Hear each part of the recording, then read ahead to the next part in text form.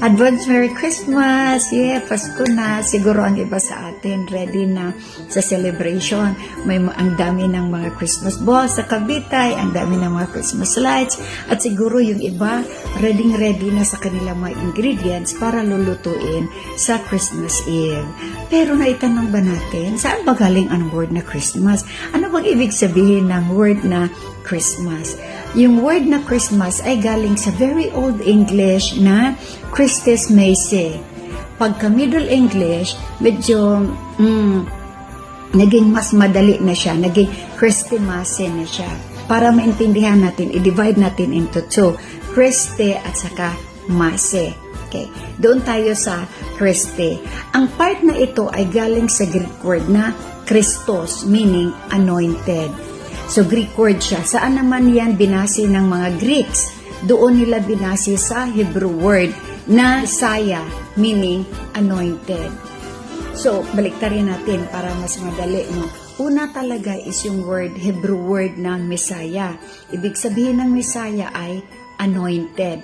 When we say anointed, yun yung mga pinahira ng oil, tapos yung ipinalaga or hinirang ng Panginoon. From the word Messiah, which means anointed, ito namang mga tao sa Greece, doon nila binase yung kanilang word. Kasi anointed, yung Messiah, meron din silang word na ibig sabihin ay anointed. Pero in their language, ang kanila is Christos. So, from there, from Christos, inadapt ng very old English pa, no, naging Christes. Tapos hanggang naging Christe, which means Christ or anointed. Kasi sa atin nga, tayo nga, sasabihin natin si Kristo. Ibig sabihin ng Kristo or Christ, anointed. Okay? Now, punta tayo sa word na Mase. Mase means mass. Ano yun siya? Galing yun siya sa Latin word na Misa. And Misa means mass. The celebration of the Eucharist. Ngayon, sa modern English, ang ating ginagamit na ay Christmas from the word Christemase. Ngayon, naging mas madali. Christmas na siya. At saka, naging buo na talaga siya na word. Buong word na talaga siya na Christmas. So, ang Christmas is not all about Santa Claus and it's not all about the parties.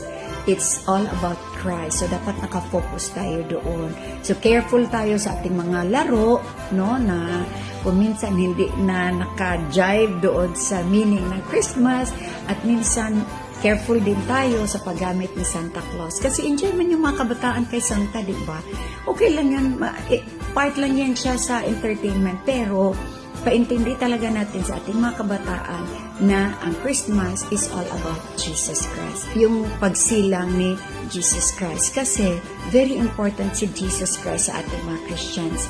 Siya yung ating Savior. Okay? Thank you.